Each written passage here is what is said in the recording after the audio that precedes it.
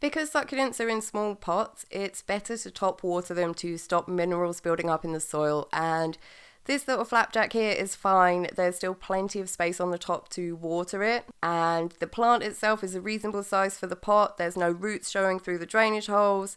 It's not top heavy and falling over, so this little guy is fine in the pot that it's in. But this aloe, even though it's got plenty of space on the soil for watering it, it's really top heavy. It keeps falling over, the soil keeps falling out of the pot, so the soil keeps getting a bit low. If you have a top heavy plant, get it in a new pot. I would go with terracotta for something like this because the extra weight of the pot is going to help stop it from falling over as it gets taller. But terracotta is also breakable, so if it does fall, you are probably going to lose the pot too. I can see a root through the drainage hole, so let's have a little check of those roots, and they're coiling around the bottom, so this definitely needs a new pot.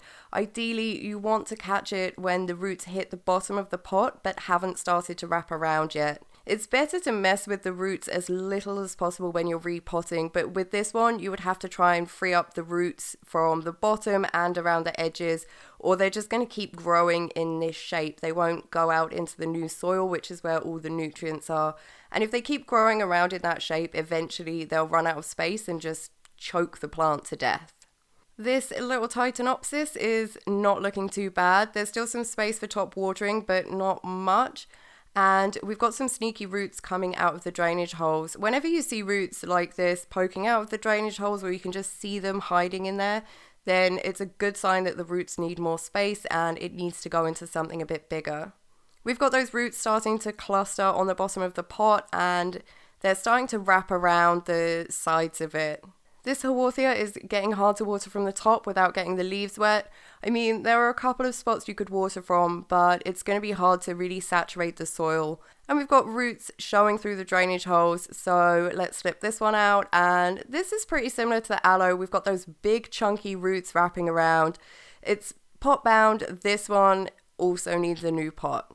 This bubble plant is a special case. There are a couple of spots to top water from, but it would be a mission to do it. So I would usually repot this, but it's going into dormancy right now. It's got flowers. So with this one, as long as it's not in a really, really bad state, it's not really pot bound, I would wait with this until the flowers die off and it comes out of dormancy.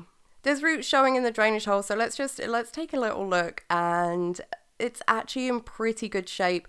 The roots have hit the edges and started to grow in the shape of a pot a bit, but they're not tangling together yet. When this comes out of dormancy, I would probably move this into a wider pot. It doesn't seem to really need much extra depth, but a wider pot might just help it out a bit more. I felt bad that my flapjack didn't get to show off her roots, so here they are. See how they're growing down, but they haven't hit the bottom or started to wrap or anything. They've got plenty of space to grow, so I mean, this could probably hang on for another season till it needs something bigger. So the main things I look out for with repotting are whether or not I can still water it from the top without getting the leaves wet.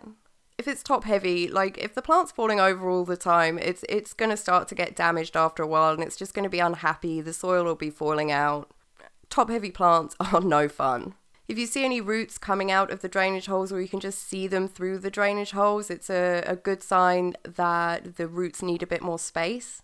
With houseplants, you can generally tell if they need repotting because their watering schedule will change. So usually you see that they start needing watering a lot more often. They're drying out much quicker because the roots are just sucking up that water really fast because there's so many of them. With succulents, it can be a bit more difficult to tell from the watering because they're generally in quite small pots. They dry out quite quickly because of the soil. So when you water your succulent, just see how heavy it is afterwards. Get a feel for that early on, and then you might start to notice changes in the watering that aren't necessarily to do with the seasons or dormancy or things like that.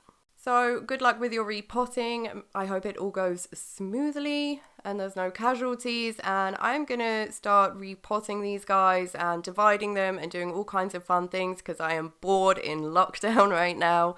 And yeah, there'll be some videos going up on that kind of stuff soon. So if you have any of these succulents that are in need of a repot, then those videos will be up soon.